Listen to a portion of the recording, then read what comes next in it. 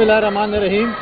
تو پہلے تو میں اس بات پہ آپ کو تصحیح کروں کہ کوئی ہارس ریڈنگ نہیں ہے اور نہ ہی ہم نے کسی پارٹی سے کوئی ممبر توڑا ہے۔ کشمیر میں جو ہے ایک کولیشن حکومت تھی اور پاکستان پیپلز پارٹی نے فیصلہ کیا، کیونکہ اب دیکھیں پچھلے جو وزیر اعظم تھے، سابقہ وزیر اعظم وہ ہمارے ساتھ شامل ہوئے، ان کے ساتھ ان کا گروپ شامل ہوا، ہم نے اس میں میٹنگز بھی کی۔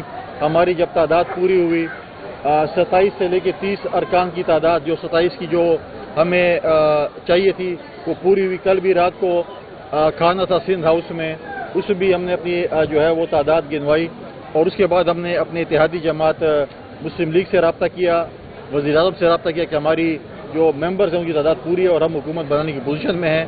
تو انشاءاللہ تعالی بہت جلد آپ دیکھیں گے کہ کشمیر پہ جو ہے پاکستان پیپلز پارٹی اس کی اتحادی جماعتوں کی حکومت ہوگی۔ اچھا گورنر صاحب یہ بتائیں کہ خیبر پختونخوا کے نئے چیف ایگزیکٹو کو تقریباً 2 ہفتے گزر چکے ہیں، لیکن کابینہ نہیں بن رہی اور عملاً جو ہے امور مملکت مطابق، تو ایک آئینی طور پر آپ ایک صوبے کے سربراہ ہیں، تو کیا آپ اس میں مداخلت نہیں کر سکتے اس حوالے سے؟ آپ دیکھیں، چاہیے تو یہ کہ کابینہ بننی چاہیے۔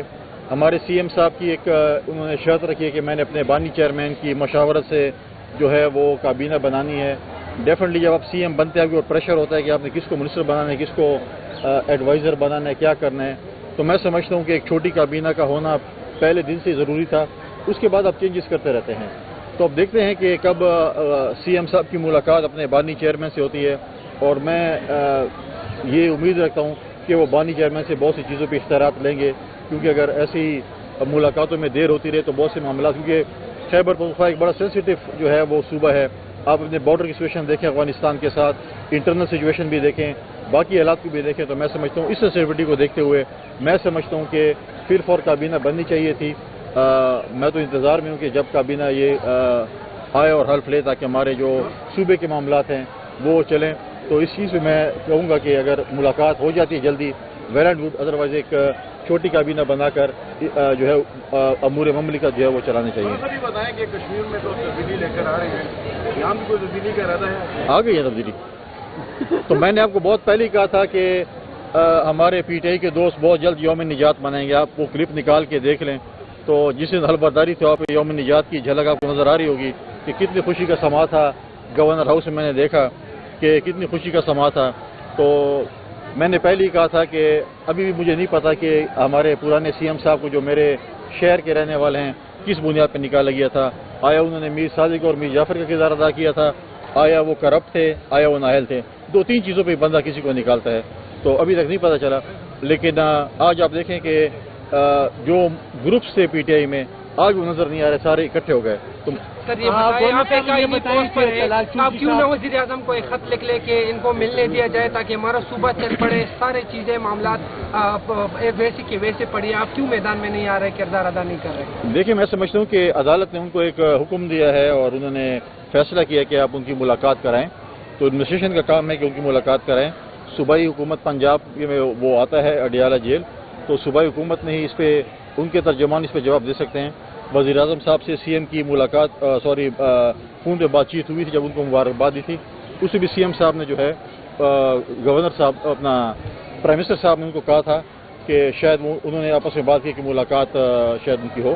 تو میں سمجھتا ہوں کہ ملاقات ہونی چاہیے، اور اگر ملاقات نہیں ہو رہی تو امور ملک چلانے کے لیے چھوٹی کابینہ بن یہ بتائیں کہ طلعت چودھری صاحب نے کہا کہ وزیر اعلیٰ کو جو ٹاسک دیا گیا وہ پورا کرنے سے پہلے فارغ ہو جائیں گے، اس کا کیا مطلب ہے؟ طلعت چودھری صاحب انٹیریئر کے وہ ہیں، اپنا منسٹر آف اسٹیٹ ہیں، مجھے نہیں پتا کہ ان کو کیا معاملات اور کیا چیزیں وہ سوچ رہے ہیں، سمجھ رہے ہیں۔ میں سمجھتا ہوں کہ پی ٹی آئی نے ان کو اور یا آزاد گروپ ہے ان کو مینڈیٹ دیا ہے، ان کے بانی چیئرمین نے جو ڈیفینیٹلی وہ اس وقت جیل میں ہیں اور کنوکٹڈ ہے، انہوں نے اس کو چنا ہے، ان کو اس وقت اعتماد حاصل ہے اسمبلی کا۔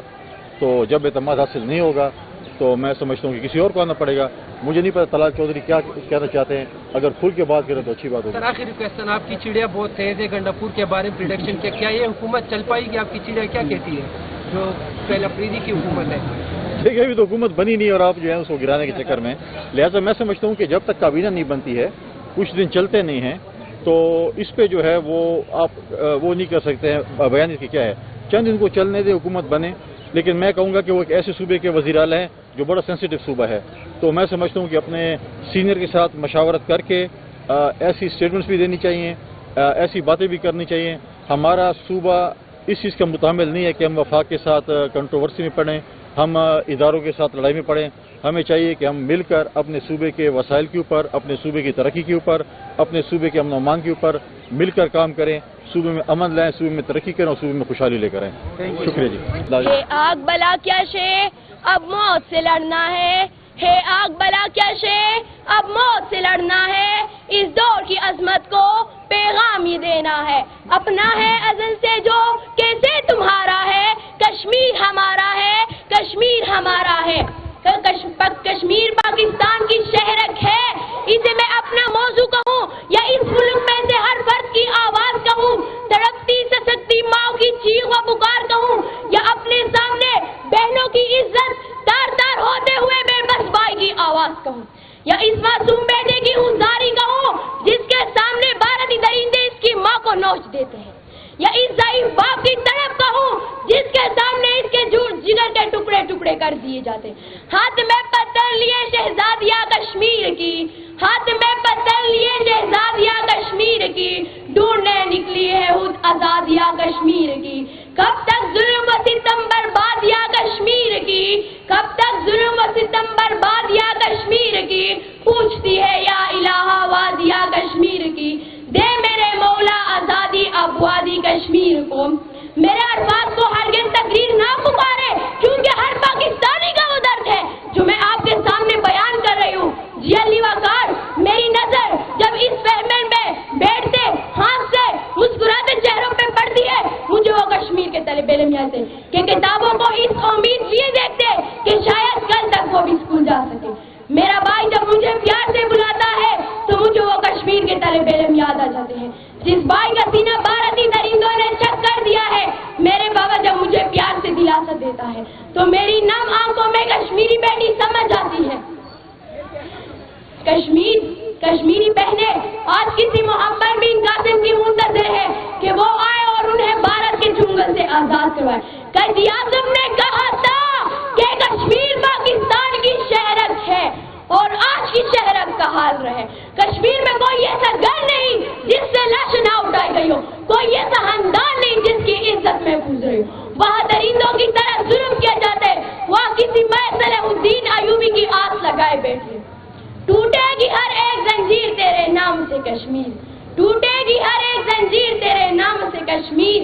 یہ خون شہیدوں کا، یہ نور امیدوں کا، یہ خون شہیدوں کا، یہ نور امیدوں کا. ہم مل کر بچائیں گے یہ لوٹتے ہوئے گھر. ٹوٹے گی ہر ایک زنجیر تیرے نام سے کشمیر، ٹوٹے گی ہر ایک زنجیر تیرے نام سے کشمیر. کشمیر بنے گا، کشمیر بنے گا پاکستان، کشمیر بنے گا پاکستان. والسلام.